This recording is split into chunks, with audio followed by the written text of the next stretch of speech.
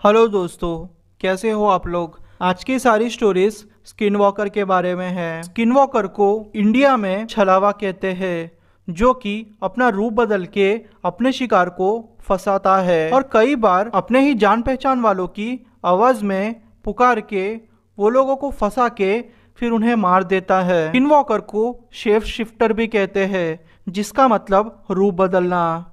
वो अपना रूप बदलता है। यूएस के जंगलों में स्किन वॉकर बहुत फेमस है। स्किन वॉकर के बारे में मैं आपसे ये इन्फॉर्मेशन शेयर करने वाला हूँ, जो कि शायद आपने सुनी नहीं होगी। स्किन वॉकर दूसरे जानवरों को मार के उनका रूप ले लेते हैं। अगर आपका सामना स्किन वॉकर से हुआ हो तो वो स्किन वॉकर आपके घर तक आपका पीछा करेंगे। अगर आपकी खिड़की खुली होंगी तो वो आपके बाल लेंगे, ताकि वो आपका पीछा कर सके और आपकी खुशबू भी लेंगे। और अगर आपने गलती से भी स्किन वॉकर का मुंह देख लिया तो वो आपको आधी रात में सपने में डरा सकते हैं। वो आपका पीछा तब तक नहीं छोड़ेंगे जब तक कि वो अपना काम पूरा ना कर दे, यानी कि आपको मार ना दे, या तो फिर आप उससे इतने दूर चले जाओ कि वो आपको कभी भी ना पकड़ सके। मेरा नाम स्टुअर्ट है और मेरी उम्र आज 30 साल की है। यह घटना मेरे साथ पिछले 10 सालों से घट रही है। आप नहीं मानोगे, मैंने स्किन वॉकर को कम से कम 10 बार देखा है। मेरे साथ पहली घटना तब घटी जब मेरी उम्र 20 साल की थी, और तब से मेरे साथ ये घटना घटती ही रहती है। वैसे मैं आपको बता दूं, मेरा घर जंगलों के आसपास ही है, तो मैंने डिसाइड किया कि मैं मेरी गर्लफ्रेंड को लेके कैंपिंग पे जाऊंगा, क्योंकि मेरी गर्लफ्रेंड को यहाँ से वहाँ घूमना बहुत पसंद था और वो ट्रैवलर भी थी। वो 2-3 देश घूम के अपने घर आई थी, तो उसने कहा कि उसे मेरे साथ अच्छा टाइम स्पेंड करना है। वैसे बहुत टाइम हो चुका था, मैंने उसके साथ कोई अच्छा टाइम स्पेंड नहीं किया था, इसलिए मैंने सोचा कि चलो ठीक है, उस बहाने हम लोग अच्छा सा टाइम गुजारेंगे। वैसे मैं मेरे घर में अकेला रहता हूँ। मैं मेरे 18 साल की उम्र में ही अपने पेरेंट्स से अलग हो गया था। मैं एक फ्रीलांसर हूँ, इसलिए मैं इंडिपेंडेंट हो गया था। शाम के वक्त मैंने खाने का सामान लिया और बाकी कैंपिंग का सामान लेके मेरी गर्लफ्रेंड को पिकअप करके पास ही के ही जंगल में चला गया। हम लोगों ने फिर एक अच्छी सी जगह देखी और अपना टेंट बांध दिया। हम लोग यहाँ वहाँ की बातें कर रहे थे। हम लोग बहुत टाइम के बाद मिले थे, इसलिए हम लोगों ने फिर खाना खाया और बातें की। हमें टाइम का पता ही नहीं चला। तकरीबन रात के 3 बज चुके थे। हम लोगों की बातें ख़त्म ही नहीं हो रही थी। मैंने कहा कि अब हमें सोना चाहिए, पर मेरी गर्लफ्रेंड मान नहीं रही थी। उसने कहा कि और थोड़ी देर बातें करते हैं। हमने फिर बातें करते करते सुबह के 6 बजा दिए। फिर हमने सोचा कि वैसे भी अभी सुबह हो चुकी है, तो वहाँ थोड़ा रुक के खाना खा के हम फिर वापस आ गए। वापस आते आते सुबह के 10 बज चुके थे। मुझे बहुत अच्छा लग रहा था कि मैंने मेरी गर्लफ्रेंड के साथ अच्छे से टाइम बिता दिया। तब तक मुझे कुछ भी महसूस नहीं हुआ, सब कुछ एकदम नॉर्मल लग रहा था। पर शायद ये सोचना मेरी ज़िंदगी की सबसे बड़ी गलती थी। मेरी गर्लफ्रेंड को दूसरे देश से टूरिज़्म का कोई ऑफ़र आया था, इसलिए उसको फिर उस जगह के लिए निकलना पड़ा। उसने मेरे साथ सिर्फ कुछ घंटे ही बिताए थे, पर इससे भी बुरी घटना मेरे साथ घटने वाली थी। उसी रात जब मैं अपने कमरे में सो रहा था, तो मेरे घर के पीछे की तरफ से मुझे मेरे गर्लफ्रेंड की आवाज़ सुनाई दी। मेरी गर्लफ्रेंड एक ही शब्द को बार बार रिपीट कर रही थी। वो मुझे बुला रही थी और कह रही थी कि यहाँ आओ, मुझे तुम्हारी मदद चाहिए, मुझे तुम्हारी मदद चाहिए, तुम यहाँ आओ। बस यही आवाज़ वो रिपीट करके मुझे बुला रही थी। 2 पल के लिए मुझे ऐसा लगा कि मैं सपना देख रहा हूँ। पहली बात, मेरी गर्लफ्रेंड वहाँ थी ही नहीं। अगर वो आती तो मुझे फ़ोन करती। मैं नींद में ही उसकी आवाज़ को पिछले 2-3 मिनट से सुन रहा था। फिर मुझे लगा कि शायद वो यहाँ आ गई होंगी और उसके साथ कुछ बुरा हुआ होगा। वैसे मैं आपको बता दूँ, हम लोग गांव के इलाके में रहते हैं, तो एक दूसरे के गांव थोड़े दूर ही रहते हैं। इतना दूर है कि हमारे पास का घर तकरीबन आधा किलोमीटर दूर है और पीछे की तरफ जंगल ही जंगल है। मैं फिर नींद से उठा और उस आवाज़ को ध्यान से सुनने की कोशिश की। वो आवाज़ हमारे घर के पीछे से आ रही थी। मैं भले ही कंफ्यूज्ड था, पर मुझे थोड़ी देर के लिए लगने लगा कि यह पक्का मेरी गर्लफ्रेंड ही होगी। मैंने बिना कुछ ज़्यादा सोचे अपना जैकेट पहना और टॉर्च लेके घर के बाहर निकल गया। जहाँ से वो आवाज़ आ रही थी मैं वहाँ पहुँचा, पर मैं जैसे ही उस जगह पे पहुँचा मुझे वो आवाज़ अब जंगल के अंदर से सुनाई दे रही थी और मुझे ऐसा महसूस हुआ कि अभी अभी कोई दौड़ते हुए जंगल के अंदर गया हो। इसलिए अब मेरा शक यकीन में बदला कि यह पक्का मेरी गर्लफ्रेंड ही होगी। शायद उसको कोई उठा के लेके गया होगा या तो फिर कुछ तो हुआ होगा। इसलिए मैं जंगल के अंदर जाने लगा। तकरीबन आधा किलोमीटर तक जंगल के अंदर जाने के बाद वो आवाज़ आना बंद हो गई। एकदम से सब कुछ शांत हो गया। मुझे समझ में नहीं आ रहा था कि ये शांति कैसी थी, क्योंकि पहली बार माहौल इतना शांत हो चुका था कि मुझे मेरे कदमों की आवाज़ भी अच्छे से सुनाई दे रही थी। अब जो हुआ जिसके बारे में मैंने कभी नहीं सोचा था। थोड़ी ही दूरी पर मैंने देखा कि मेरी गर्लफ्रेंड की आवाज़ आ रही है और जहाँ से वो आवाज़ आ रही है एक बड़ा सा जानवर खड़ा हुआ है। मैंने उस जानवर के मुंह पे टॉर्च मारी तो मैं देख के शॉक्ड हो गया। वो अपने इंसानों के जैसा ही दिख रहा था, पर वो बहुत पतला था। उसका मुंह किसी हिरण के जैसा था और उसके बड़े बड़े सींग थे। मैंने देखा कि उसके मुंह से मेरी गर्लफ्रेंड की आवाज़ आ रही है। मैं समझ गया था आज तो मेरी मौत पक्की है। ये स्किन वॉकर है और ये स्किन वॉकर कभी किसी को नहीं छोड़ते। आप ही एक बार इमेजिन कीजिए, एक हिरण के मुंह से आप किसी अपने की आवाज़ सुनो तो आपको कैसा डर लगेगा। उसके मुंह को देख के मैं बहुत डर गया, क्योंकि वो आवाज़ मैंने उस मुंह से कभी एक्सपेक्ट नहीं की थी। मुझे उसके शरीर से ज़्यादा उसके मुंह से निकलने वाली उस आवाज़ को देख के डर लग रहा था, क्योंकि बीच बीच में वो आवाज़ घुर्राहट में बदलने लगी। अब मैं समझ गया था मुझे कोशिश करनी चाहिए और भागना चाहिए, अब भले कुछ भी हो जाए। मैं भागते भागते अपने घर के तरफ ही आ रहा था। फिर से मुझे मेरे गर्लफ्रेंड की आवाज़ सुनाई दी। इस बार वो आवाज़ इतनी मिलती जुलती थी कि कोई भी कंफ्यूज हो जाए, पर मैं पीछे मुड़ के नहीं देखना चाहता था। मैं अपने घर के थोड़े ही पास होगा कि मेरे पैर को उस जानवर ने अचानक से पकड़ के नीचे गिरा दिया। मैं बहुत डर गया। मैं मुंह के बल नीचे गिरा था। मेरे नाक से खून निकल रहा था। मैं जोर जोर से चिल्ला रहा था, पर शायद मेरी आवाज़ किसी ने नहीं सुनी। मैंने पास ही के ही पत्थर को उसके सर पे दे मारा। वो पत्थर उसके सर पे लगा। वो अचानक से थोड़ा पीछे हो गया। बस क्या था, मैंने फिर इतनी तेज़ भागा, उतनी तेज़ शायद मैं मेरी ज़िंदगी में कभी नहीं भागा होगा। मैं अपने घर के अंदर आके दरवाज़ा बंद कर दिया। मैं इतना डर चुका था कि मैंने मेरे मम्मी पापा को फ़ोन करके अपने घर बुला लिया। उनको ये सारी चीज़ें एक्सप्लेन की। उन्होंने भी मेरी बात मान ली, जैसे कि उनको पता था कि एक ना एक दिन मेरे साथ ऐसा ही होने वाला हो। तकरीबन 2 महीने तक मैं उस डर में जिया। मैं रशिया का रहने वाला हूँ। ये घटना मेरे साथ बहुत साल पहले घटी थी। बात करें मेरी तो मेरे पेरेंट्स का डिवोर्स हो चुका था और मैं मेरे पापा के साथ रहता था। मेरे पापा आर्मी में काम करते थे।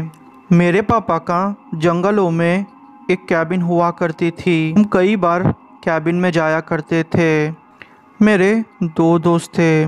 उनमें से एक का नाम ग्रेशिया था और दूसरे का नाम जेम्स था। हम तीनों दोस्त बहुत अच्छे थे। जेम्स से मेरा कांटेक्ट टूट चुका था। ग्रेशिया से मेरा कांटेक्ट बना हुआ था। बहुत साल बाद जेम्स का मुझे मैसेज आया कि क्यों ना हम लोग कैंपिंग पे जाए। मैंने सोचा कि ये अच्छा मौका है कि उसके साथ जो भी मेरा कांटेक्ट टूट चुका था, कैंपिंग के बहाने हम लोगों की दोस्ती फिर से पुराने जैसी हो जाएगी। मैंने भी उसे हामी भर दी। मैंने कहा कि मेरे पापा की वैसे भी कैबिन है और वहाँ पे कोई भी नहीं होगा। तो उसने कहा कि वो अपनी नई गर्लफ्रेंड के साथ मेरे साथ आना चाहता है। मैंने भी फिर उसे हाँ कह दिया। मैंने सोचा कि अगर वो 2 आएंगे तो मैं अकेला हो जाऊँगा।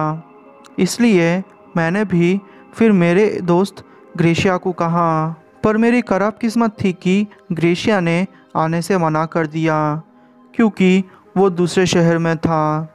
अब वो कैबिन वैसे भी मेरा हो चुका था और आसपास के 5 किलोमीटर तक वो पूरा एरिया मेरे पापा के अंडर आता था, इसलिए टेंशन की कोई भी बात नहीं थी। एक दिन पहले मैं उस कैबिन में चले गया और वोडका पी के यहाँ वहाँ की बातें सोच के फिर सो गया। मैं तकरीबन एक दिन तक सोते रहा। जब मैं उठा तो मेरे सर में बहुत दर्द हो रहा था और वो रात का समय था। मैंने थोड़ी ही देर में किसी ट्रक के आने की आवाज़ सुनी। मैं समझ गया था कि वो पक्का जेम्स ही होगा, पर मैं तो तब शॉक्ड हो गया जब मैंने देखा कि जेम्स के पास जो भी लड़की बैठी है वो लड़की मेरी एक्स गर्लफ्रेंड थी, जिससे मेरा ब्रेकअप 3 महीने पहले हो चुका था। उसे देख के मुझे गुस्सा आ रहा था, पर मैं क्या करता। मैंने अपने गुस्से को काबू में रखा। जेम्स जैसे ही नीचे उतरा वो मेरे गले लग गया। उसने देखा कि मैं उस लड़की को गुस्से से देख रहा हूँ और वो लड़की भी मुझे गुस्से से देख रही है। उसका नाम अलिशिया था। जेम्स ने फिर हम लोगों को पूछा कि क्या तुम एक दूसरे को जानते हो? तो मैंने कहा कि तू उससे ही पूछ यार। फिर वो लड़की जेम्स को थोड़ा दूर लेके गई और सारी चीज़ें शायद उसने बता दी। जब जेम्स मेरे पास आया तो वो गुस्से में था। उसने मुझे थप्पड़ मारा। हम लोग अब तक कैबिन के अंदर आ चुके थे और वो लड़की बाहर ट्रक के पास खड़ी हुई थी। जेम्स ने बोला कि तुम उसके साथ ऐसा कैसे कर सकते हो? तुमने उसे धोखा क्यों दिया? मैं उसे समझाना चाहता था कि ऐसी बात नहीं थी, उसने ही दिया था, पर कोई फ़ायदा नहीं। हम दोनों के बीच हाथापाई हो चुकी थी, पर उतने में ही अलिशिया ने चिल्लाना शुरू कर दिया और उसने कहा कि उसने बकरी जैसे किसी बड़े आदमी को जंगल में देखा है।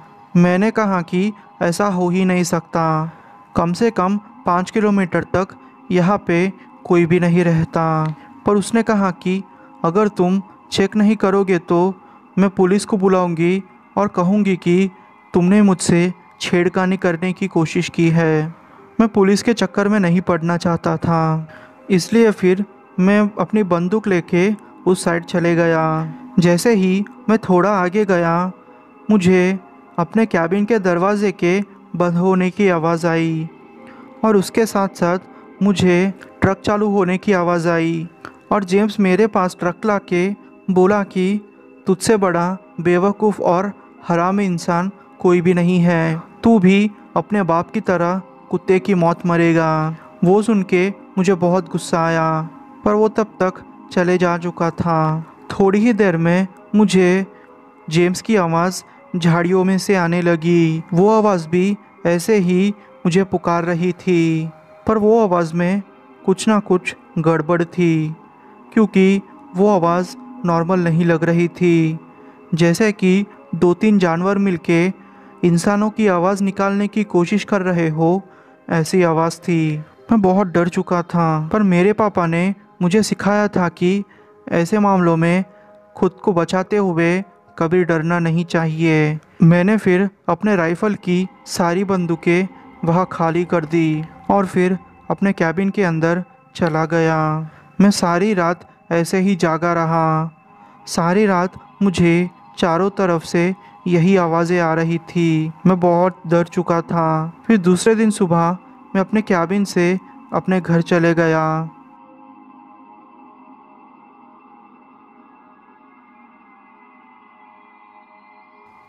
मैं और मेरे 3-4 दोस्त मिलके मेरे ही एक दोस्त नील के फार्म हाउस में जाने वाले थे, क्योंकि उसके फार्म हाउस में उसके दादा दादी जो रहते थे वो एक हफ्ते के लिए बाहर गए थे। तो नील ने कहा कि क्यों ना हम लोग वहाँ गांजा फूके और फिर सारी रात पार्टी करें, पिएंगे, मौज करेंगे। मैंने भी फिर हामी भर दी।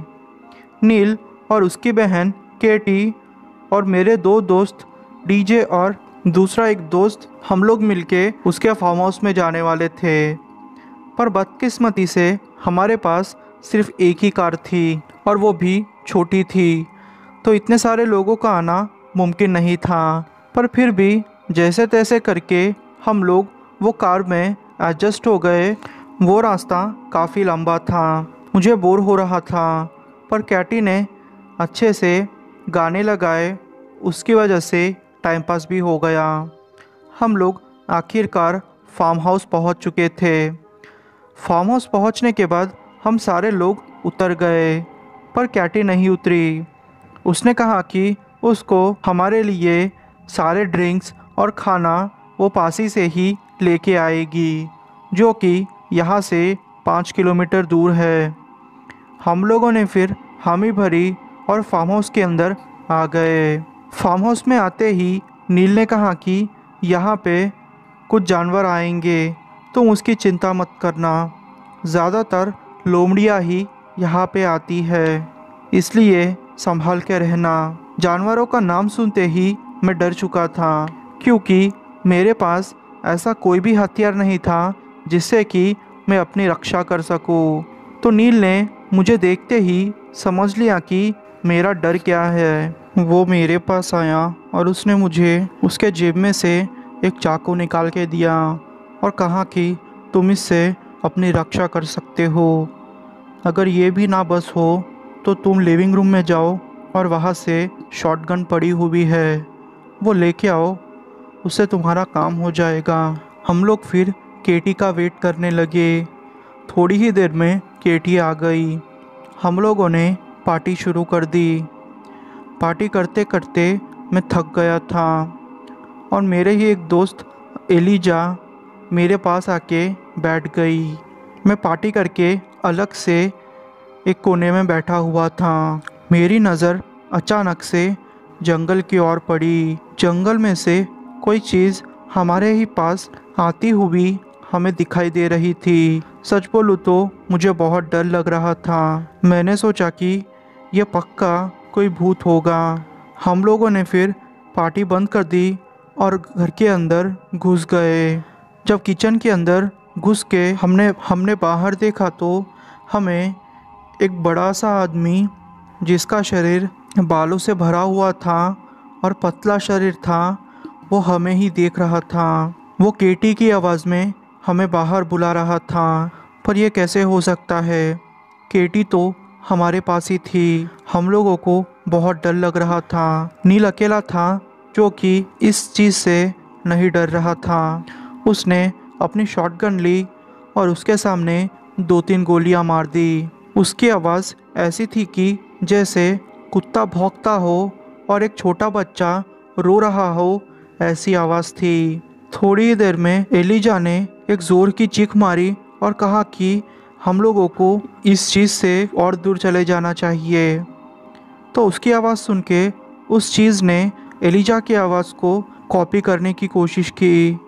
हम वो देख के तो पागल हो चुके थे। फिर नील को गुस्सा आया तो उसने शॉटगन से उसके सर पे 2-3 गोलियां मार दी। अब उसके सर से खून जैसा कुछ निकल रहा था। वो जंगल के अंदर भाग गया। थोड़ी देर तक हम पांचों में से कोई भी कुछ नहीं बोला। हम ऐसे ही चुपचाप बैठे रहे। हमें कुछ भी समझ में नहीं आ रहा था। थोड़ी देर बाद सब कुछ नॉर्मल होते ही हम लोग गाड़ी में बैठ के अपने घर चले गए। यह मेरी ज़िंदगी का सबसे ख़राब एक्सपीरियंस था।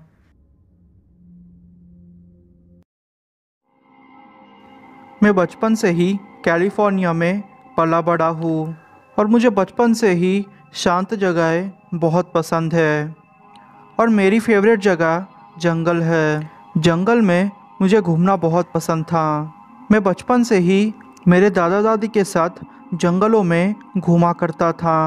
मुझे जंगल बहुत अच्छा लगता था क्योंकि शहर में बहुत सारा शोर होता था और उस शोर में मैं रह नहीं पाता था। तो एक तरीके से आप कह सकते हो कि जंगल मेरा दूसरा घर था। मेरी ज़िंदगी में कुछ ऐसी घटनाएं घटी है जिससे मैं स्किन वॉकर पे भरोसा करने लगा हूँ। मुझे बहुत टाइम से एक सपना आ रहा था। वो सपने में मुझे एक लाल कलर की लोमड़ी दिखती। वो लोमड़ी हमेशा मुझे देखा करती और मेरे पास आके वो हंसा करती थी। मेरा सपना हर बार यहाँ तक आके टूट जाता था।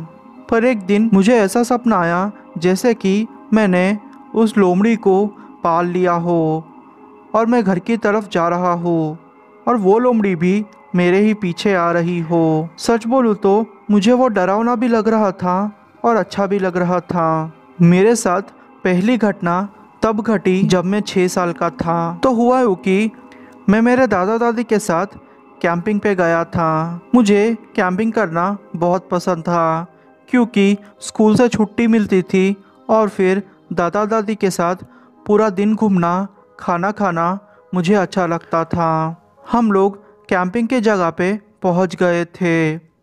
वो बहुत बड़ा जंगल था। मैं फिर एक पेड़ के पास गया और गड्ढा खोदने लगा। गड्ढा खोदते खोदते मुझे एक जानवर की जैसे आवाज़ आने लगी और अचानक ही मुझे मेरे दादी की आवाज़ आई। मेरी दादी की आवाज़ मुझे जंगलों में से आ रही थी, पर यह मुमकिन नहीं था क्योंकि मेरी दादी मेरे ही सामने ट्रक में से पूरा सामान नीचे उतार रही थी। भले ही मैं 6 साल का था, पर मैं समझ गया था कि पक्का कुछ तो गलत हो रहा है। इसलिए ज़्यादा सोचे बिना मैं मेरी दादी के पास चला गया और उनको कस के पकड़ लिया।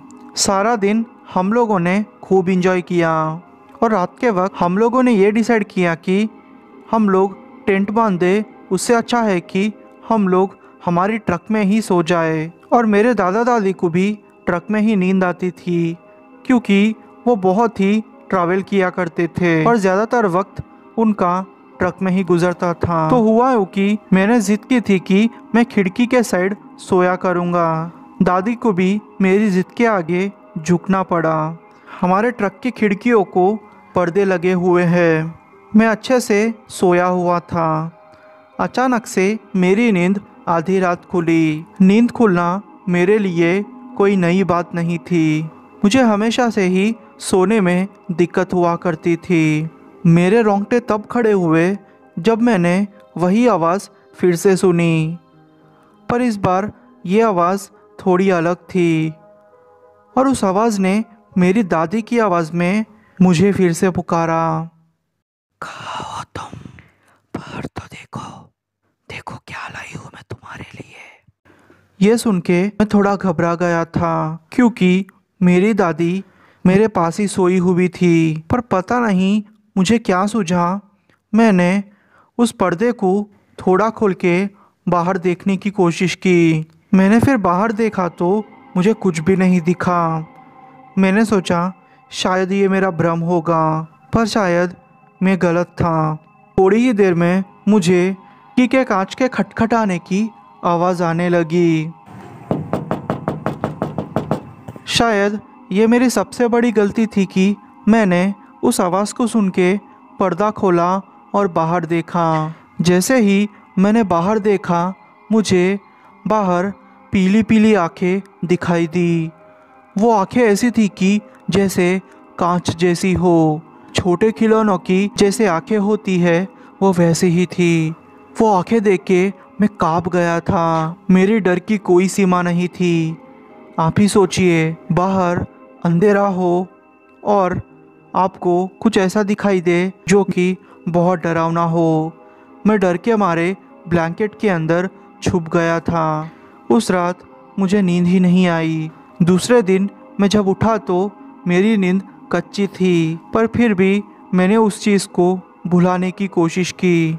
सारा दिन हम लोगों ने फिर से एंजॉय किया। वो शाम का वक्त था। मैं पेड़ों के पास ऐसे ही बैठा हुआ था कि अचानक मुझे वो आवाज़ फिर से आई, पर इस बार उस आवाज़ में थोड़ा गुस्सा था और वो आवाज़ मुझे मेरे असली नाम से बुला रही थी। जी हाँ, वो आवाज़ मेरी दादी की ही थी। इस बार वो आवाज़ कड़क थी, इसलिए मैं डर के मारे मेरे दादी के पास आ गया। मेरी दादी समझ चुकी थी कि मेरे साथ कुछ तो गलत हो रहा है। उन्होंने मुझे पूछा, तब जाके मैंने उनको सारी चीज़ें बताई। और मेरे लिए शॉकिंग चीज़ ये थी कि उन्होंने मेरी सारी बातें मान ली और मेरी बातों पे शक भी नहीं किया। दादी ने कहा कि हम तुमने अच्छा किया कि तुमने अपने अंतरात्मा की बात सुनी। हमें अब जल्द से जल्द यहाँ से चले जाना चाहिए। मेरे दादाजी को समझाने के लिए मेरी दादी को मुश्किलों का सामना करना पड़ा, पर आखिरकार मेरे दादाजी समझ गए थे, क्योंकि मैं तब तक रो रहा था और मेरी हालत भी खराब हो चुकी थी। दादाजी फिर ट्रक में बैठे और हम लोगों को लेके वापस घर जाने लगे। पता नहीं क्यों मुझे ऐसा मन हुआ कि मैं पीछे मुड़ के एक बार देखूं। जब मैंने पीछे मुड़ के देखा तो मैंने उसी लाल लोमड़ी को मेरे पीछे आते हुए देखा। जिस लोमड़ी को मैं सपने में देख रहा था, आज उस लोमड़ी के दर्शन मेरे सामने हो चुके थे। उसे देख के मैं तो कांप गया था और मेरे रोंगटे खड़े हो चुके थे। मैंने फिर मेरी आंखें बंद कर ली। शायद ये मेरी ज़िंदगी का सबसे डरावना अनुभव होता। और आप सोच रहे होंगे कि स्टोरी यहाँ पे ख़त्म हो गई, पर नहीं, मेरे साथ दूसरी घटना भी इसी तरह घटी थी और ये घटना बहुत ही डरावनी थी। जब मैं 17 साल की थी तो वही लाल लोमड़ी मुझे फिर से दिखी थी। खैर, इसके बारे में मैं फिर कभी शेयर करूँगा।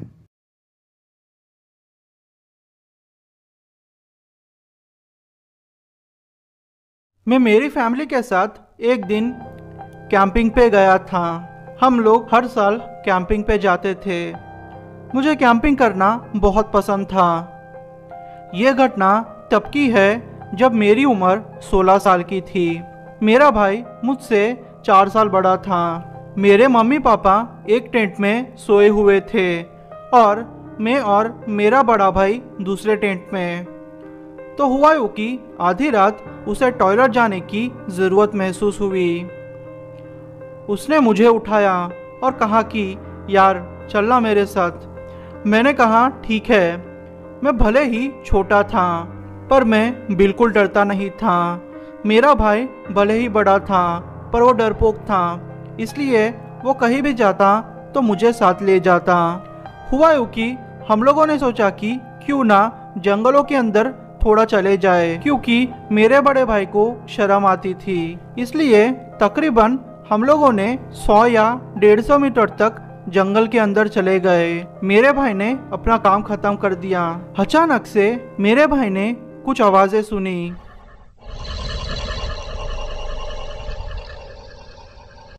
वो आवाजें कुछ अलग ही थी। वो आवाजें किसकी थी मैं आपको बता नहीं सकता, क्योंकि आज भी मैं सोच में पड़ा हूँ कि वो आवाजें कैसी थी।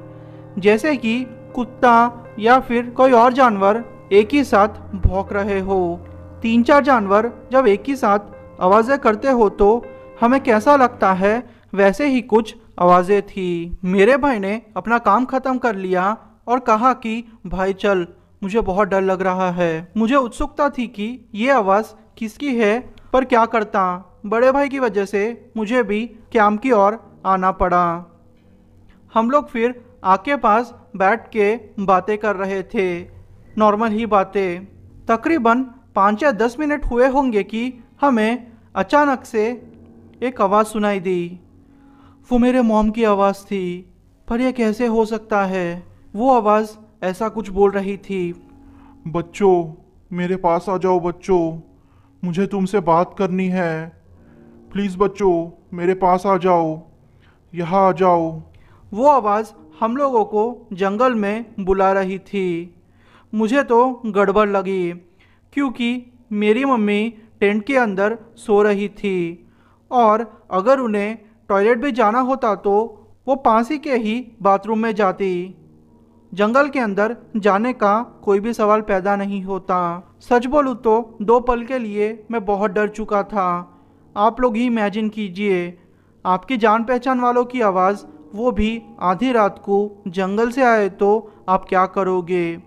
हम लोग फिर कैंप के अंदर चले गए, क्योंकि मेरे बड़े भाई को बहुत डर लग रहा था।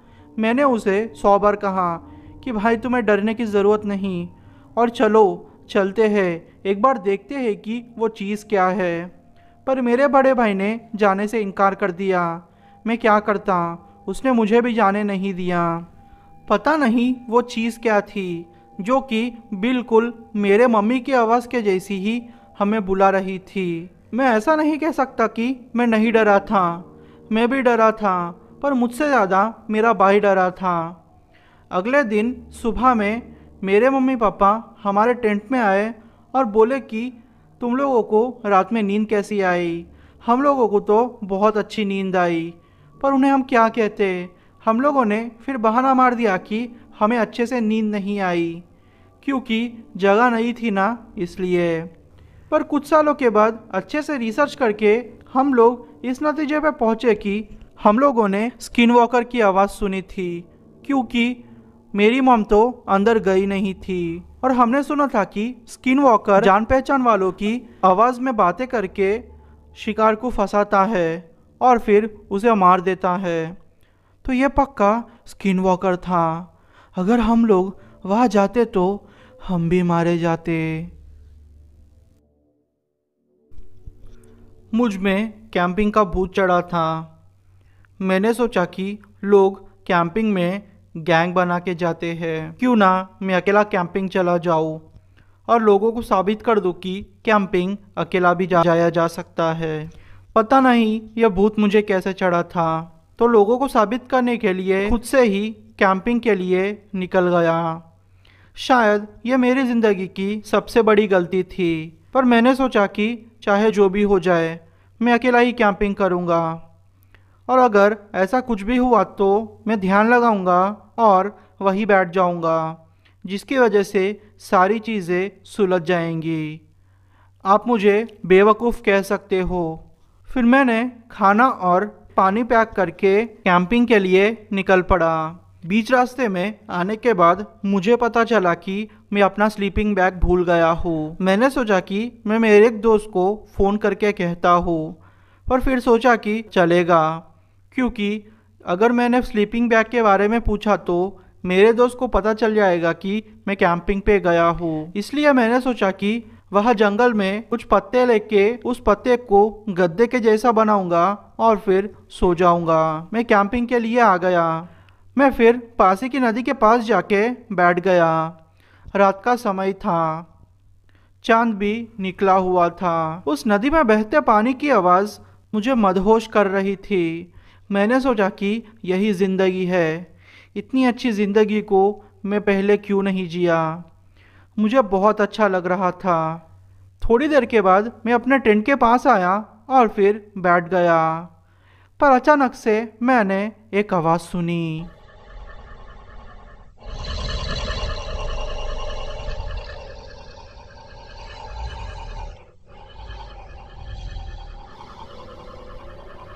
वो आवाज़ इतनी डरावनी थी कि मैं आपको कह भी नहीं सकता। मैंने सोचा कि मुझे भ्रम हो रहा है, इसलिए आंखें बंद करके मैं ध्यान करने लगा। मैंने जब आंखें खोली तो मुझसे तकरीबन 30 फीट की दूरी पर एक भालू था। चांद की वजह से रोशनी भी थोड़ी थी। मैंने उस भालू को देखा तो मैं डर गया था। फिर वो भालू मेरी ही तरफ बढ़ रहा था। मैं इतना पागल था कि सोच रहा था कि यह मेरे आंखों का धोखा है, इसलिए आंखें बंद करके फिर से ध्यान करने लगा। तकरीबन 2 मिनट के बाद मुझे भालू के घुर्राने की आवाज़ आई।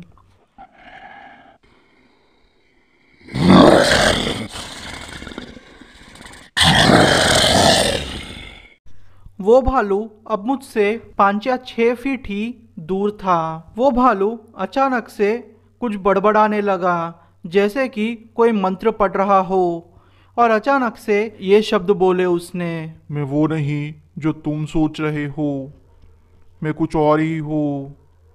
मैं वो नहीं जो कि तुम सोच रहे हो, मैं कुछ और ही हूँ। यह शब्द सुन के मैं थोड़ा डर गया था। मैंने सोचा कि पक्का ये तो मेरा भ्रम ही हो सकता है, क्योंकि एक भालू कैसे बोल सकता है। इसलिए मैं आंखें बंद कर दिया। जब मैंने मेरी आंखें खोली तो वो भालू अब धीरे धीरे एक इंसान के जैसा बदल रहा था। वो भालू के पैर अब पतले हो चुके थे और उसका शरीर बदल चुका था। उसके कान नहीं दिख रहे थे मुझे। उस भालू ने फिर जोर से चिल्लाया।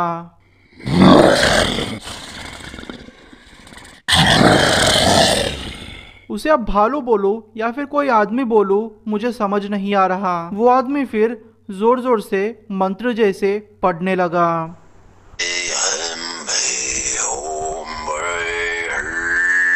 और जोर से बोला। चले जाओ यहाँ से। मैं अब पक्का कंफर्म हो चुका था कि ये मेरा भ्रम नहीं है और ये जो कुछ भी हो रहा है वो सब कुछ सच है।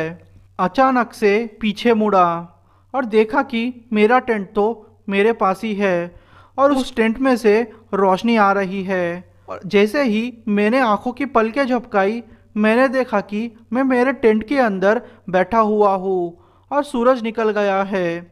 जब मैंने टाइम देखा तो सुबह के 10 बज चुके थे। सच बोलूँ तो मुझे यकीन ही नहीं हो रहा था।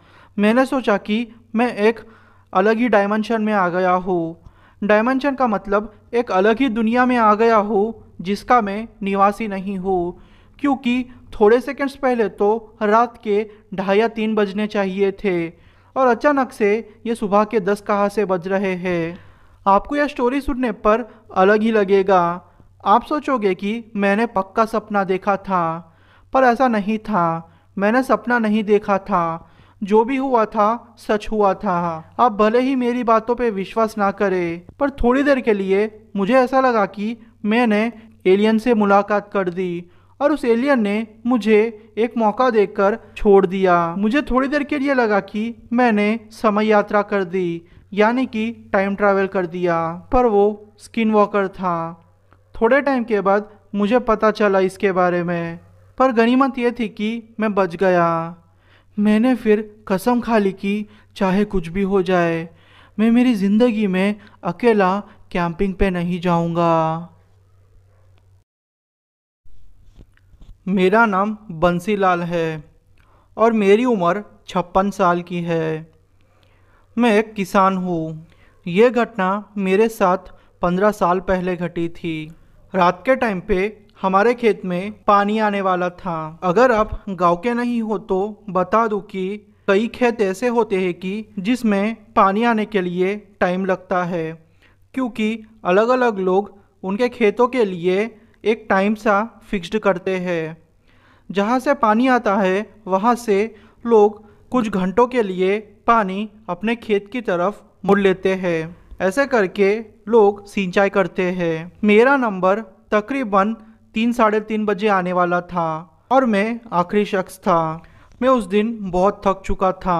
मैंने फिर ये सोचा कि क्यों ना शाम में जल्दी आ जाऊँ और सो जाऊँ, और रात को अलार्म रख के सो जाऊँगा।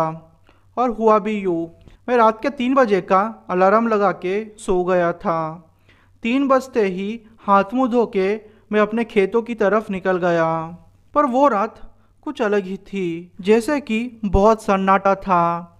हमारे खेत पहुंचने के लिए हमको बहुत सारे पेड़ों के बीच से गुजरकर जाना पड़ता है। मैं ऐसे ही अपने मोबाइल के टॉर्च लेके आगे बढ़ते जा रहा था। सब कुछ ठीक ही चल रहा था। अचानक से मुझे मेरा दोस्त रवि मिल गया।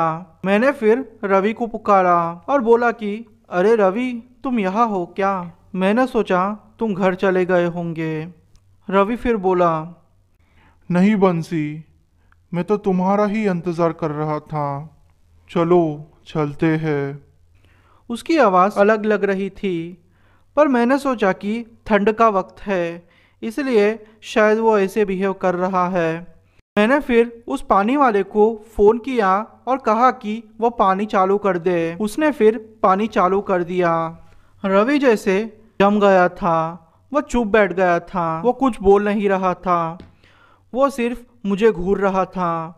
मैंने सोचा कि शायद इसको बहुत नींद आ रही है और इसने नशा भी किया होगा। तकरीबन 2 घंटे के बाद मेरा काम पूरा हो गया। आपको तो पता ही है, सर्दी के वक्त सुबह के 5 बजे भी उजाला नहीं होता। फिर मैं अपने घर की तरफ जाने लगा।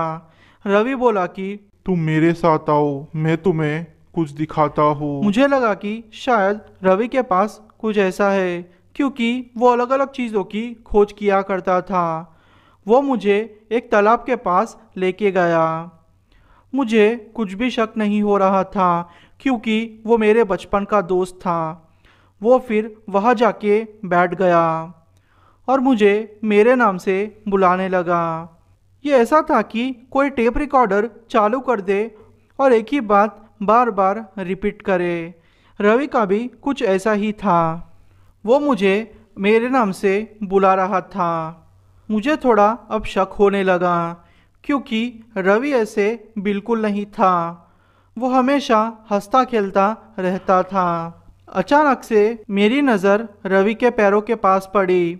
उसके पैर मुझे अलग दिख रहे थे। मैंने फिर उसे गौर से देखने की कोशिश की। फिर मुझे महसूस हुआ कि रवि के पास से सड़े मांस की बदबू आ रही है। मैं समझ गया था कि यह छलावा है, पर मैं उसे मालूम होने नहीं देना चाहता था, क्योंकि आपको छलावा के बारे में पता ही है। मैंने फिर उसे कहा कि मैं थोड़ी देर में आता हूँ। फिर वो मेरे पीछे पीछे आने लगा। मैंने फिर तुरंत ही आग जला ली और कहा कि मुझसे दूर रहना। वो सिर्फ एक ही बात बोलते जा रहा था कि मेरे पास आओ, मुझे तुमसे बात करनी है, मेरे पास आओ। मैं जैसे तैसे करके भागते हुए गांव तक पहुंचा। गांव के कुछ लोग खेतों की तरफ ही आ रहे थे। मैंने उनको सारी सिचुएशन एक्सप्लेन की। उन्होंने कहा कि अब कोई भी चांस नहीं कि वो तुम्हारा पीछा नहीं छोड़ेगा, क्योंकि वो एक छलावा है। उसने तुम्हारी खुशबू ले ली है। वो तुम्हें नहीं छोड़ेगा। तुम किसी बड़े तांत्रिक से मिलो, किसी बड़े तांत्रिक से मिलो।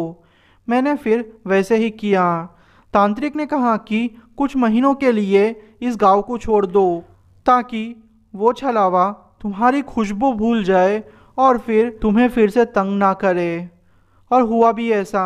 4 महीनों तक मैं मेरे साले के घर पे था।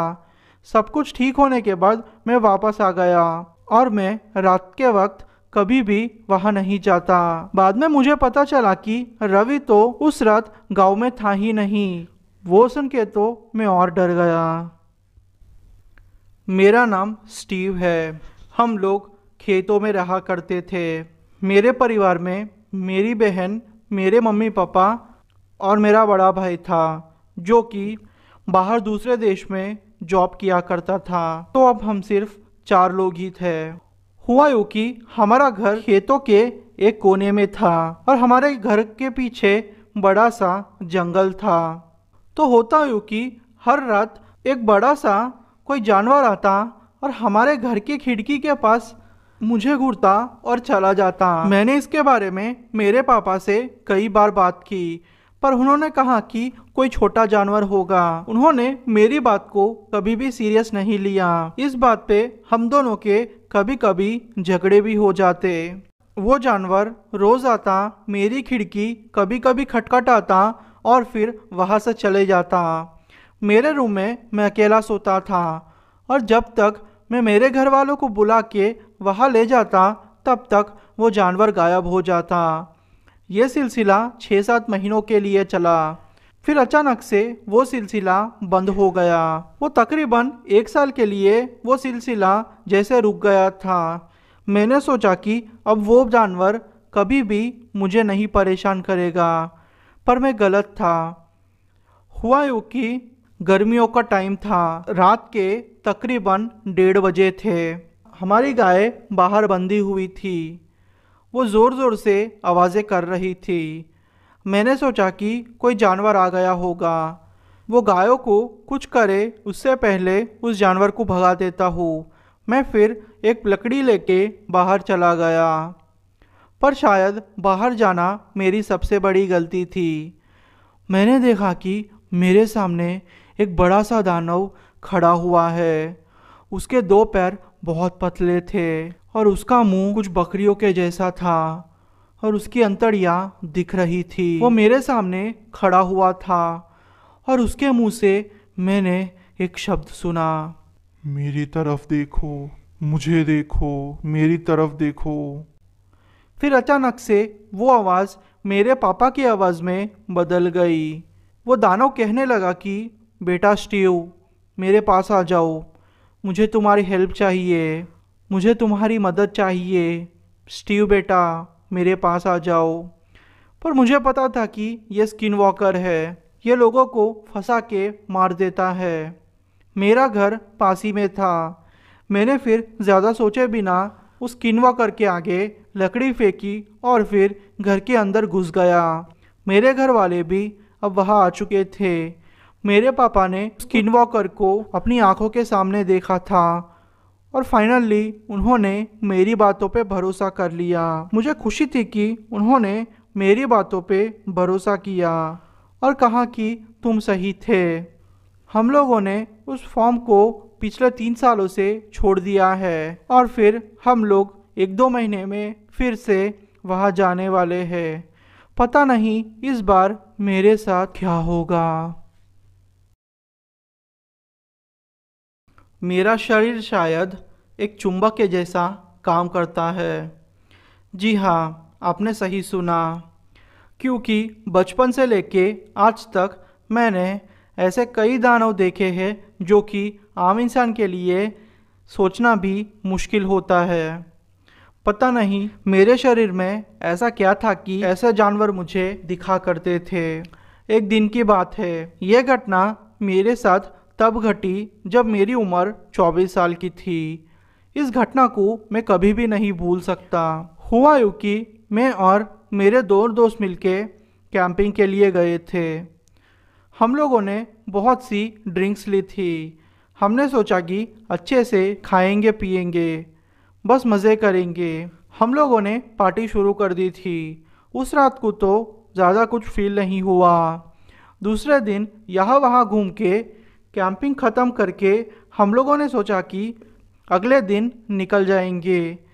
रात में हम लोगों ने म्यूज़िक बजाया, गाना गाया, मज़े किए। पर अचानक से मेरे ही एक दोस्त ने मेरी गर्लफ्रेंड के बारे में टॉपिक निकाला। मेरी गर्लफ्रेंड रोज से मेरा ब्रेकअप हो चुका था क्योंकि उसने मुझे धोखा दिया था। फिर मेरे दोस्त ने ऐसी कुछ बातें बताई जो कि मुझे अच्छी नहीं लगी। हम दोनों के बीच में अब लड़ाई हो चुकी थी। मैंने ज़ोर का पंच उसके नाक पे मार दिया था। उसके नाक से खून निकल रहा था। वो बेहोश हो गया था। वैसे तो मुझे उस पे दया भी आ गई थी, पर गुस्सा भी था, इसलिए मैंने फिर ज़्यादा ध्यान नहीं दिया। मेरे ही एक दोस्त ने उसको हॉस्पिटल पहुंचाया। मेरा एक दोस्त मेरे साथ रहा। फिर हम दोनों ने सोचा कि अगर इसके बारे में सोचेंगे तो मज़ा किरकिरा हो जाएगा। इससे अच्छा है कि हम लोग जंगल में घूमने जाए और फिर आके थोड़ी देर सो जाए, क्योंकि वैसे भी रात हो चुकी थी। मैंने फिर मेरे हाथ में राइफ़ल ले ली, क्योंकि आपको तो पता ही है मुझे कोई ना कोई जानवर दिख ही जाता है। इसलिए मैंने फिर मेरी राइफ़ल ली और जंगल की तरफ जाने लगे। हम लोगों को सब कुछ अच्छा लग रहा था, पर थोड़ी देर के बाद आगे जाते ही हम लोगों को जंगल में आने वाली आवाज़ें सुनाई ही नहीं दे रही थी, क्योंकि सब कुछ शांत हो चुका था। जैसे कि छोटे छोटे कीड़े मकोड़ों की आवाज़ आती है, वो भी नहीं आ रही थी। अचानक से सब कुछ शांत हो गया था। मुझे और मेरे दोस्त को एक कोने से मैंने जिस दोस्त को मारा था उसकी आवाज़ सुनाई दे रही थी। वो आवाज़ ऐसी थी कि दोस्त, मुझे बचाने आ जाओ, मुझे तुम्हारी मदद चाहिए, मुझे तुमसे बात करनी है। दोस्त आ जाओ, प्लीज़ आ जाओ, मुझे तुमसे बात करनी है। बस यही शब्द दोहराते जा रही थी। मैंने सोचा कि मेरा वही दोस्त वापस आ गया है और मुझसे मजाक कर रहा है। मैं अब पागल हो चुका था, क्योंकि पहले तो उसने ऐसी बातें की जो कि मुझे पसंद नहीं आई और वो किसी जंगल की झाड़ियों में रह के मुझे छिड़ा रहा था। पर मेरा दूसरा दोस्त समझदार था। उसने कहा कि यार देख, ये हो ही नहीं सकता, ये पक्का हमसे कोई मजाक कर रहा है, क्योंकि अपना वही दोस्त अभी हॉस्पिटल पहुंचा है, उसका मैसेज मुझे अभी आया है, तो यह हो ही नहीं सकता कि वो अब यहाँ अपने साथ हो और अपने से मजाक कर रहा हो। ये चक्कर कुछ और ही है। फिर मेरे दोस्त ने मुझसे कहा कि हमें अब संभाल के रहना पड़ेगा। उसने मुझे कुछ खुल के नहीं कहा था, पर मैं उसकी आवाज़ से समझ चुका था कि ये चक्कर कुछ और ही है। मैंने फिर थोड़ा दिमाग लगाया और अचानक से मुझे अंदर से महसूस हुआ कि ये पक्का कुछ और ही चक्कर है। तुम्हें इसे गोली मार देनी चाहिए। बस क्या था, मैंने फिर उस दिशा में गोली मार दी जहाँ से वो आवाज़ें आ रही थी। अचानक से वो आवाज़ें एक ज़ोर की चिल्लाने की आवाज़ में बदल गई।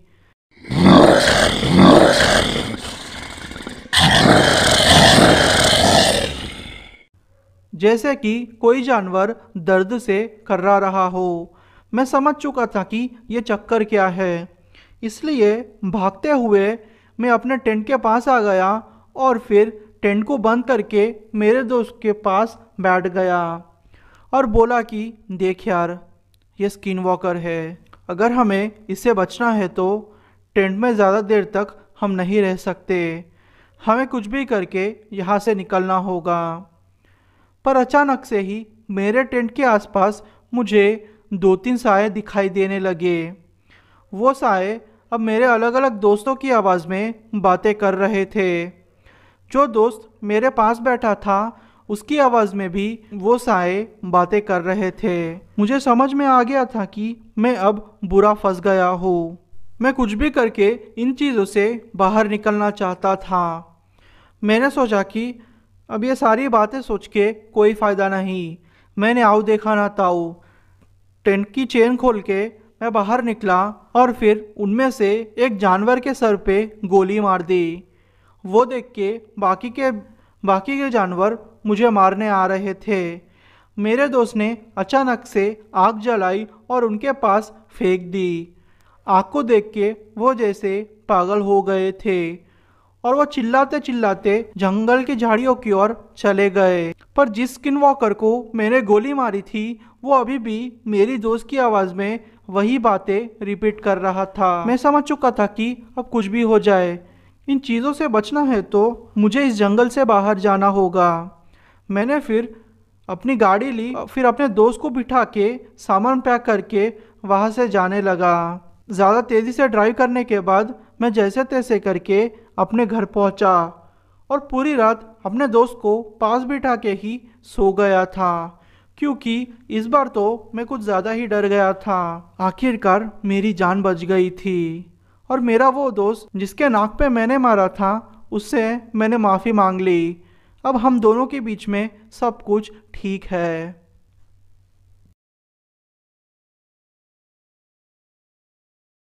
यह बात सितंबर 2019 की है। मेरी उम्र 19 साल की है। हमारी फैमिली एरिज़ोना ट्रिप के लिए गई थी। हमारा सफ़र काफ़ी मज़ेदार था। सब कुछ ठीक चल रहा था। हमारे चारों तरफ पेड़ ही पेड़ थे जो दिखने में बहुत सुंदर लग रहे थे। शाम होने लगी थी। मुझे लगा था कि हम लोग रात होने से पहले हमारी लोकेशन तक पहुंच जाएंगे, पर कहीं ना कहीं मुझे लग रहा था कि कोई हमारा पीछा कर रहा है। पर मैंने इग्नोर किया, सोचा यह मेरा वहम होगा। हम लोग तकरीबन मोटर होम पार्क रात के 11 बजे पहुँचे। मैंने और मेरे भाई ने टेबल सेट किया और टेंट भी बांधे। मेरे घर वाले थक चुके थे तो वो जल्दी सो गए और थोड़ी देर बाद मैं और मेरा भाई भी सो गए। मैंने जागते रहने की कोशिश की क्योंकि मैं पहली बार इस जगह पे आया था। मैं बहुत एक्साइटेड था कि इस जगह पर क्या क्या है, और जगह नहीं थी तो मुझे भी एडजस्ट करने के लिए टाइम चाहिए था। पर मैं ज़्यादा देर तक बेड पे नहीं सो पाया।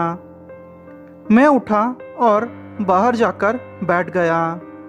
मैंने फिर आसपास देखा तो सब जगह सन्नाटा था। यह सन्नाटा बहुत ही डरावना था। मैं फिर 10-15 मिनट वहाँ बैठने के बाद थोड़ा आगे रोड को देखा। रोड एकदम सुनसान था, बहुत ही अंधेरा था। पर मुझे लगा कि मैंने किसी को देखा है। जब मैंने थोड़ा और गौर से देखा तो वो एक लंबा सा साया था। वो साया मेरी ही तरफ बढ़ रहा था। वो देख के मेरे शरीर में एक सिरहंसी दौड़ी, मेरे तिन में घुसा और मैंने मेरे पापा का बड़ा छुरा उठाया। और जब मैं वहाँ बाहर उस साये की तरफ गया तो देखा कि वो मेरे नज़दीक है, बहुत नज़दीक। मेरे पास दो ऑप्शन थे, या तो मैं इससे लड़ूं या भाग जाऊं। पर मैंने सोचा कि मैं भले ही मर जाऊं, मैं मेरी फैमिली की रक्षा करूंगा इस दानव से, क्योंकि मुझे मरने से डर नहीं लगता, क्योंकि लाइफ में खोने के लिए मेरे पास कुछ नहीं था। जैसे मैं उसकी तरफ बढ़ा, वो ज़ोर से चिल्लाया। वो आवाज़ इतनी तेज़ थी कि मुझे मेरे कान बंद करने पड़े और मेरे हाथ से बड़ा चाकू नीचे गिर गया। ये आवाज़ एक आदमी और भेड़िए की मिक्स आवाज़ थी। बहुत डरावनी थी ये आवाज़। मैंने वो बड़ा चाकू फिर हाथ में लिया और जब वो और पास आया तो उसका रूप देख के मैं और डर गया। अपने डर को छुपाने के लिए और खुद को बड़ा दिखाने के लिए मैं उल्टा उसकी तरफ चिल्लाया ज़ोर से। मेरा ये बेवकूफ़ी वाला काम था, पर पता नहीं मैंने ऐसा क्यों किया। हमें कहा जाता है कि जब भी आप ऐसी सिचुएशन में फंसो, कोई भी जानवर जैसे भालू या फिर दूसरा कोई भी जानवर हो, उसके सामने चिल्लाओ ताकि वो सामने वाला जानवर आपसे डरे। इसलिए मैं यहाँ चिल्ला पड़ा, पर कोई फ़ायदा नहीं हुआ। वो हिला तक नहीं। मेरी धड़कनें अब तेज़ हो रही थी। मुझे लगा कि मैं अब हार्ट अटैक से मर जाऊंगा। मैं ज़ोरों से सांस ले रहा था। मैं बहुत डर गया था। मैं भाग के मेरे टेंट में आ गया और टेंट को अच्छे से बंद कर दिया। मैंने उसके कदमों की आवाज़ सुनी। वो अब पास आ गया था और वो फिर से एक बार चिल्लाया। थोड़ी देर के बाद वो वहाँ से फिर भाग गया। मैंने मेरे घर वालों से यह बात नहीं की और मैं इसलिए शॉक्ड भी था कि किसी ने भी उसकी आवाज़ नहीं सुनी थी और रात में भी कोई नहीं उठा था मेरे सिवाय। फिर दोपहर को मैंने सोचा क्यों ना उस रोड के पास जाऊँ और देखूँ कि वहाँ क्या मिलता है। मुझे वहाँ बड़े पैरों के निशान मिले और कुछ सड़ने जैसी बदबू भी आ रही थी। पता नहीं वो चीज़ क्या थी, पर एक बात तो है, मैं फिर से वो जगह पर जाना नहीं चाहूँगा। मेरे पापा ने मुझे ऐसी बहुत सारी घटनाएं जो उनके साथ घटी है वो शेयर की है। उनमें से ये स्टोरी मुझे बहुत पसंद आई। बात करें मेरी तो मेरा बचपन बहुत ख़राब था। मेरे मम्मी पापा बहुत झगड़ा किया करते थे, नौबत तलाक तक आ गई थी। खैर, यह बात तब की है जब मेरे पापा मेरी दादा दादी के साथ पहाड़ों वाले इलाके में रहते थे, या फिर यूँ कहो कि पहाड़ों के पास रहते थे। एक दिन मेरे पापा और उनके भाई गांव में काम की तलाश में निकल पड़े। पहाड़ों से गांव का रास्ता बहुत लंबा था, यूँ कहो कुछ किलोमीटरों का था। काम ढूंढते ढूंढते शाम हो गई थी। उन्होंने फिर सोचा कि क्यों ना शॉर्टकट लिया जाए घर जाने के लिए, जो पहाड़ों के ऊपर था। उन्होंने फिर एक टनल जैसा रास्ता है वहाँ से शॉर्टकट लिया। शाम हो चुकी थी, थोड़ा अंधेरा भी हो गया था। वो अपने घर की तरफ चलते ही जा रहे थे। थोड़ा दूर गए होंगे कि किसी ने उनके ऊपर छोटे छोटे पत्थर फेंके। उन्हें समझ नहीं आ रहा था कि पत्थर कौन सी दिशा से आ रहे हैं। वो लोग अब तेज़ी से चले जा रहे थे, पेड़ों को देखते हुए ताकि उनको डर कम लगे। थोड़ा आगे गए होंगे कि किसी के खुसफुसाने की आवाज़ आने लगी।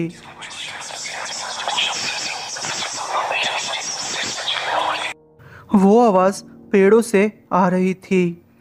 वो सुन के तो उन्हें और ज़्यादा डर लगने लगा। फिर उनके भाई ने कहा कि उन्होंने भी ये आवाज़ें सुनी है और कहा कि तुम इन आवाज़ों पर ज़्यादा ध्यान ना दो और सिर्फ आगे देख के चलते रहो। जैसे जैसे अंधेरा होते जा रहा था वो लोग और तेज़ी से घर के तरफ जा रहे थे, बल्कि वो लोग अब दौड़ रहे थे क्योंकि अब उन्हें बहुत ज़्यादा डर लग रहा था। उनके बड़े भाई ने उनसे कहा कि ये वही स्किन वॉकर होगा जो कुछ हफ्ते पहले उनका पीछा कर रहा था। वो लोग भागते भागते घर जा रहे थे, पर उनको सूझा कि क्यों ना वो अपने दादा दादी के घर चले जाए। मेरे पापा ने उनके बड़े भाई से कहा कि उनको अलग अलग दिशा से कोई उनके नाम से पुकार रहा हो, ऐसी आवाज़ें आ रही है और वो आवाज़ डरावनी है। वो जैसे जैसे अपने दादा दादी के घर के नज़दीक पहुंच रहे थे, उनको कोई उनकी दादी माँ की आवाज़ में रोकने को कह रहा था। वो सुन के तो उनकी जैसे जान ही निकल पड़ी। जैसे तैसे करके वो लोग अपनी दादी माँ के घर पहुँचे, क्योंकि उनकी दादी माँ का घर पास पड़ रहा था। उन्हें तो पहले लगा कि ये शायद किसी ने उनके साथ मजाक किया है, पर बाद में उनको भरोसा हुआ कि यह वही स्किन वॉकर है। उनकी दादी का घर छोटा है, 2 रूम है बस। एक बेडरूम जहां वो दोनों सो गए और सोचा कि जितना जल्दी हो सके उतना जल्दी इस घटना को भूल जाने की कोशिश करेंगे। फिर वो लोग सो गए। वो घर लकड़ी का था। पापा की नींद एक जोरदार आवाज से खुली। उन्हें जोर जोर से लकड़ी पीटने का आवाज आ रही थी। उन्हें जोर जोर से खिड़की पीटने का आवाज आ रहा था। वो एकदम से उठ के बेड पे बैठ गए। जब उन्होंने सामने देखा तो उनकी सांसें अटक गई। वो पूर्णिमा की रात थी, तो चांद की रोशनी खिड़की के सहारे अंदर तक आ रही थी। उन्होंने देखा कि कोई अजीब दानव खिड़की से अंदर झांक रहा है और उनको ही देख रहा है। पता नहीं वो क्या टाइम था, पर बहुत अंधेरा हो चुका था। शायद 2 बज रहे होंगे। वो देख के पापा एकदम से जम गए थे। वो दानव के बड़े सींग थे। वो खिड़की से अंदर झांक रहा था और उसके घुर्राने की आवाज़ भी आ रही थी। वो दानव पापा को अब उनके नाम से पुकार रहा था। पापा हिल भी नहीं पा रहे थे और न जाने वो दानव क्या क्या बोल रहा था। पापा का डर और बढ़ते जा रहा था जब वो दानव धीरे धीरे खिड़की से दरवाजे की तरफ बढ़ रहा था। उसने पहले तो देखा कि दरवाज़ा खुला तो नहीं है, पर खुशकिस्मती से दरवाज़ा बंद था। वो थोड़ी देर तक दरवाज़ा खटखटाता रहा। वो खिड़की की तरफ से आके घर के पीछे की तरफ जाने लगा। फिर घर के पीछे दरवाजे को वो खटखटाने लगा और पापा का नाम लेते रहा। उनके भाई का नाम भी वो दानव लेने लगा। पापा को लगा कि आज तो वो पक्का मारे जाएंगे। उनके भाई ने नींद में पापा से कहा कि यार सो जा, मेरा नाम लेना बंद कर दे। पापा ने बोला कि चुप हो जा, थोड़ी देर के लिए सो जा, तू अपनी आवाज़ बंद कर। फिर थोड़ी देर तक ये सब चलने के बाद एकदम से सब कुछ शांत हो गया। एकदम सन्नाटा हो गया था। पापा जैसे ही लेटे थोड़ी देर बाद उनको एकदम से घर की दीवार पर 3 बार मारा हो ऐसी आवाज़ आई। वो आवाज़ इतनी डरावनी थी कि पापा और उनके भाई बेड पे से उछल पड़े, जैसे दीवार नीचे गिर जाएगी। उसके बाद फिर सब कुछ शांत हो गया। उसके बाद से उनको ऐसा कुछ एक्सपीरियंस तो नहीं हुआ, लेकिन कभी कभी मेरे पापा को कुछ ना कुछ ऐसा दिख ही जाता है, पर इतना डरावना नहीं। ये कहानी जो मैं आपके साथ शेयर करने जा रहा हूँ वो बेहद ही डरावनी है। ये कहानी मेरे मम्मी के कज़िन की है, जो हमारे घर के थोड़ा ही पास रहती थी। उनको बाहर घूमना, नए लोगों से मिलना पसंद था। ऐसे ही उनकी मुलाकात एक लड़के से हुई। उनका अभी अभी एक लंबे रिलेशनशिप से ब्रेकअप हुआ था। पता नहीं, पर फिर से वो प्यार करने लगी थी। नए लड़के के साथ कुछ ज़्यादा खुशी लग रही थी। मासी के 2 बच्चे थे। उन्होंने डिसाइड किया कि वो अब उस लड़के से इन दोनों बच्चों को मिलाएगी, ताकि बच्चे उस लड़के को एक्सेप्ट कर सके। टाइम जैसे होते गया, वो बच्चे इस नए लड़के को एक्सेप्ट करने लगे, और थोड़े ही टाइम में वो लड़का मेरे मासी के घर आके सेटल हो गया। बात करें उनके नए बॉयफ्रेंड की, तो वो शहर का लड़का था। उनके 1 साल के रिलेशनशिप के बाद उनको कुछ आत्मा जैसा दिखना शुरू हो गया, जो अपनी मौजूदगी का एहसास दिलाती थी। कभी कभी दरवाज़ा पीटना, तो कभी कभी खिड़की से झांकना, या फिर फुसफुसाने की आवाज़ें आती। जल्दी चीज़ें और बिगड़ने लगी। एक रात की बात है, तकरीबन आधी रात का समय था। तब वो बाथरूम जाने के लिए उठे थे। तब उनको कुछ सड़े मांस की बदबू आने लगी। जैसे ही उन्होंने उनका काम ख़त्म किया, उन्होंने खिड़की के बाहर घर के पास एक काले से साये को खड़े हुए देखा। उनको वो साया बड़े कुत्ते के जैसा लग रहा था। उनको कुछ अजीब सा महसूस हुआ। उन्होंने सोचा कि शायद उनको भ्रम हो रहा है। उसके बाद ऐसी कोई भी घटना उनके साथ नहीं घटी। बहुत दिनों तक सब कुछ ठीक रहा। एक बार मेरी मासी घर के बाहर उनके बॉयफ्रेंड के साथ बैठी थी। रात काफ़ी हो चुकी थी। फिर वो बोले कि उन्हें नींद आ रही है। उनके बॉयफ्रेंड ने बोला कि तुम जाओ, मैं थोड़ी देर में सिगरेट पी के आता हूँ। फिर वो सिगरेट पीने लगा। वो ऐसे ही बैठा था सिगरेट पीते हुए।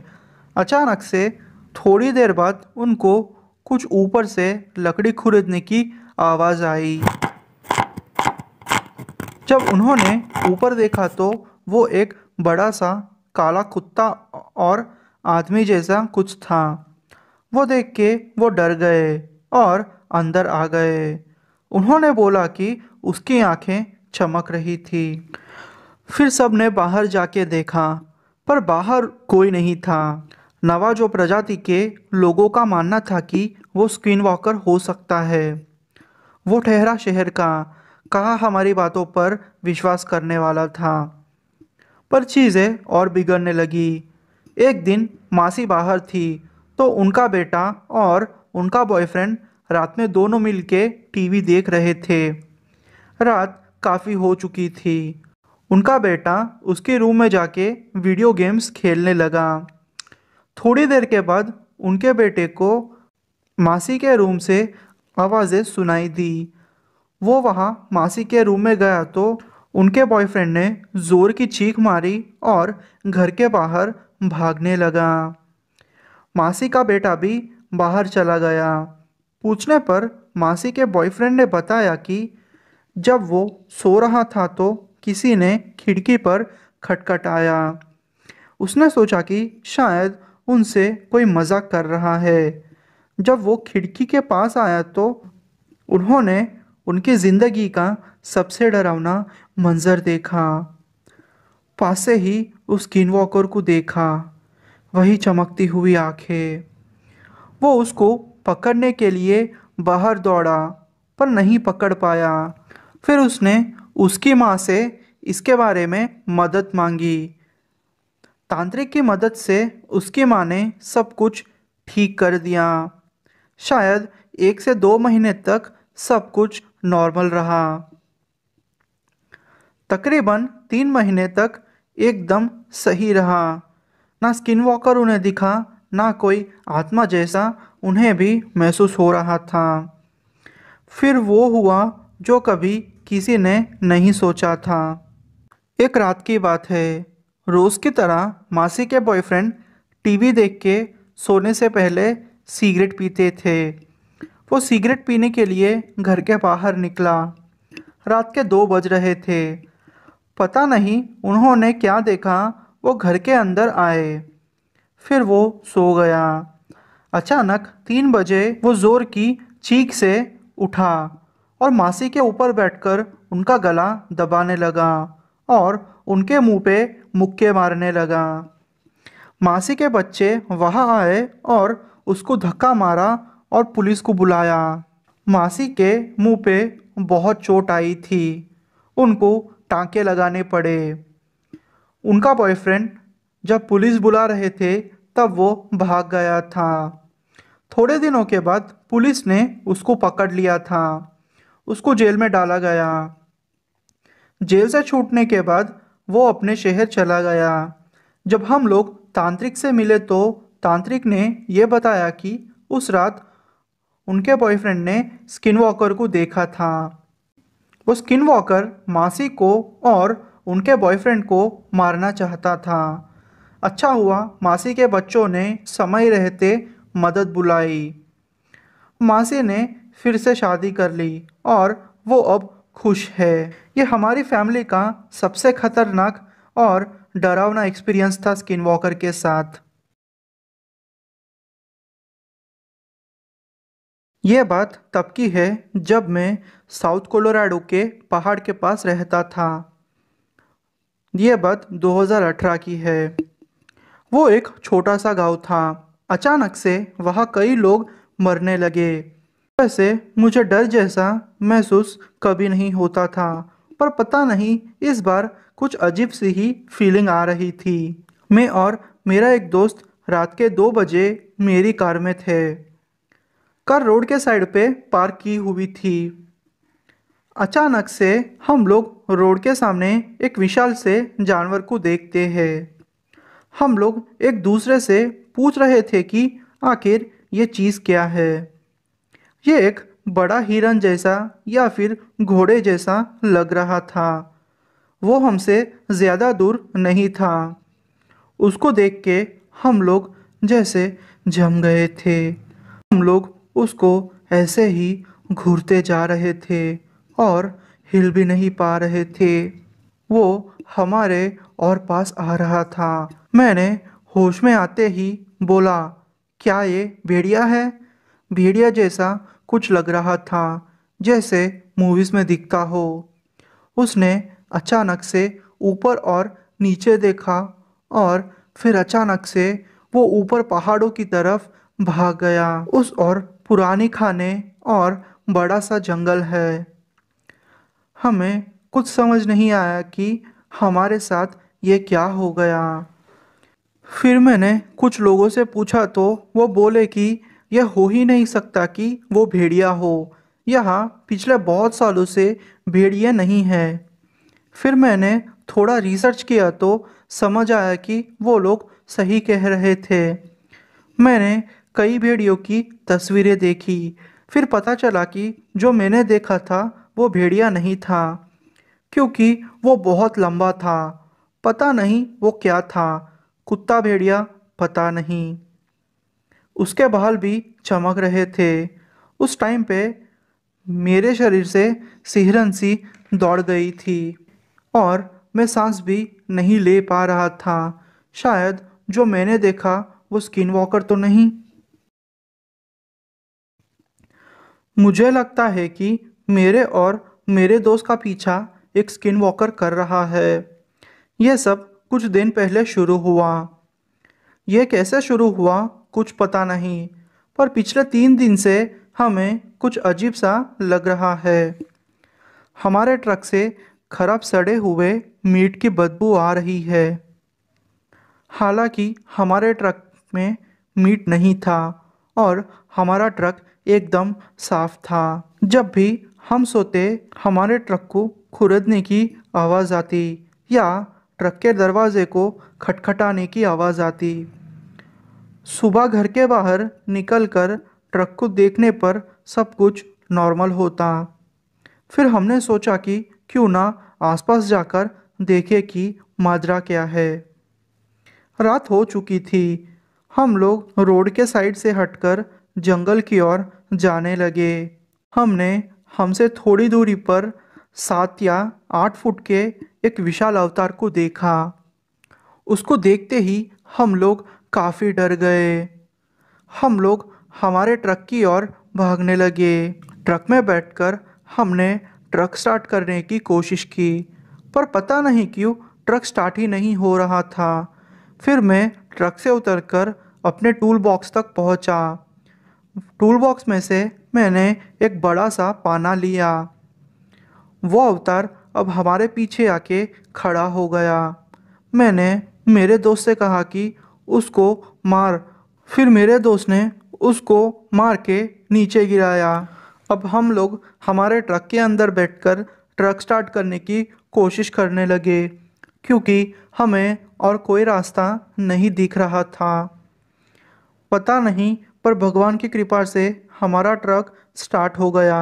फिर हम लोग हमारे गैराज पहुँचे और ट्रक से बाहर निकलकर गैराज के अंदर जाके सब कुछ बंद कर दिया।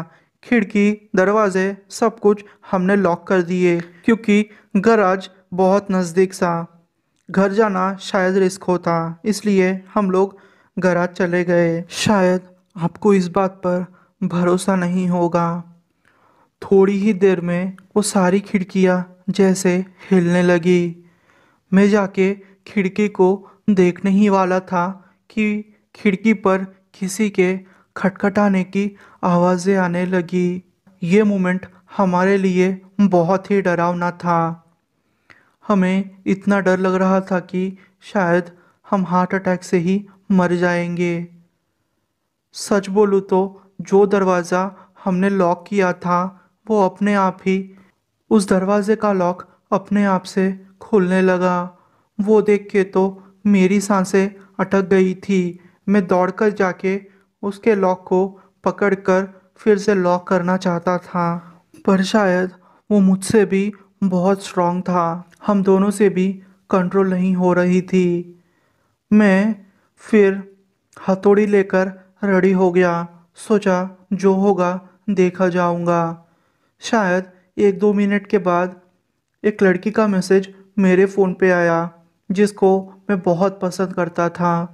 उसने अचानक से मुझसे कहा कि मैं खतरे में हूँ, प्लीज़ मेरी मदद करने आओ। ये लड़की कभी भी मुझे टेक्स्ट नहीं करती, पर अचानक ही आज उसने मुझे मैसेज किया।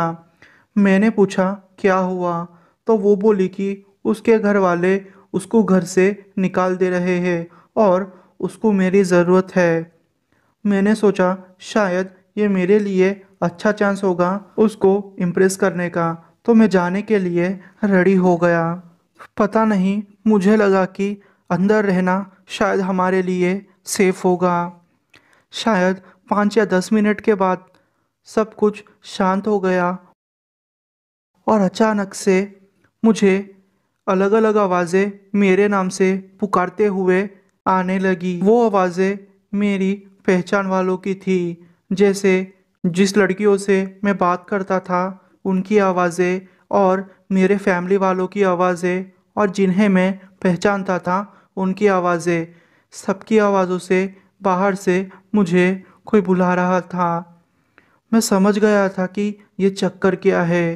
मेरे शरीर पे गूज बम्स आ रहे थे। मैंने सोचा आज तो अपनी मौत तय है। मुझे बहुत डर लग रहा था, पता नहीं क्या होगा हमारा। हम लोग ये सोच के ही सारी रात वहीं बैठे रहे। सुबह होते ही मैंने घर के बाहर नमक डाल दिया। किसी ने कहा था कि नमक डालने से स्किन वॉकर फिर से नहीं आएंगे। जब हम लोग बाहर जाके देखा तो हमें ना पैर के निशान ना डेंट के निशान कुछ नहीं दिख रहे थे। सब कुछ जैसे नॉर्मल हो गया था। पता नहीं आपको मेरी स्टोरी पे भरोसा होगा या नहीं, पर मैंने जो भी कहा हर एक वर्ड सच्चा है। जब मैंने उस लड़के को रात में फिर से मैसेज किया तो वो लड़की बोली कि तुमने मैसेज क्यों किया, हम लोग पिछले 3-4 महीनों से कांटेक्ट में ही नहीं है। मैं वो देख के कंफ्यूज्ड हो गया, क्योंकि ये मैंने एक्सपेक्ट नहीं किया था।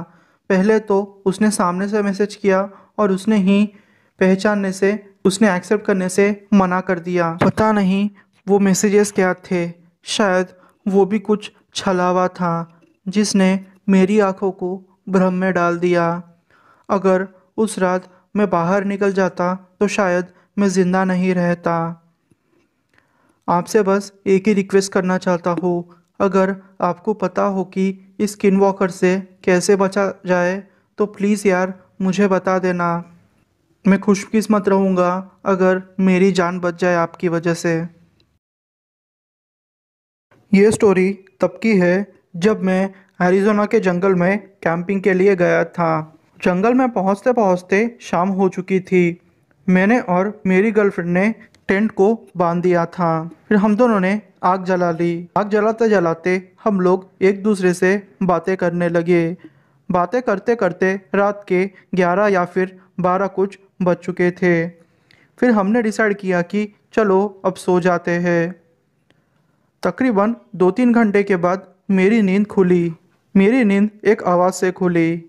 मैंने जब उठ के देखा तो हमारे टेंट के बाहर से कोई साया दिखा। वो साया एकदम बड़ा था। फिर अचानक से वो साया नदी के उस पार चला गया। जब मैं बाहर आके देखा तो वो एक स्किन वॉकर था। उसको देख के मुझे बहुत डर लगा। एक पल के लिए मैंने सोचा कि ये स्किन वॉकर आज मुझे और मेरी गर्लफ्रेंड को मार देगा। मैंने फिर अपनी गन उठाई और उसके तरफ तान दी। वो गन की आवाज़ सुन के भाग गया। तो दोस्तों, आपको ये वीडियो कैसी लगी? अगर आपको आज की वीडियो पसंद आई हो तो यार मेरे चैनल को आप सब्सक्राइब कर लीजिए और मेरी वीडियो को लाइक कर दीजिए और कुछ ना कुछ कमेंट कर दीजिए, जिसकी वजह से मेरे चैनल का एंगेजमेंट बढ़ जाएगा। तो यार मिलते हैं अगली कहानी में। तब तक के लिए जय हिंद दोस्तों।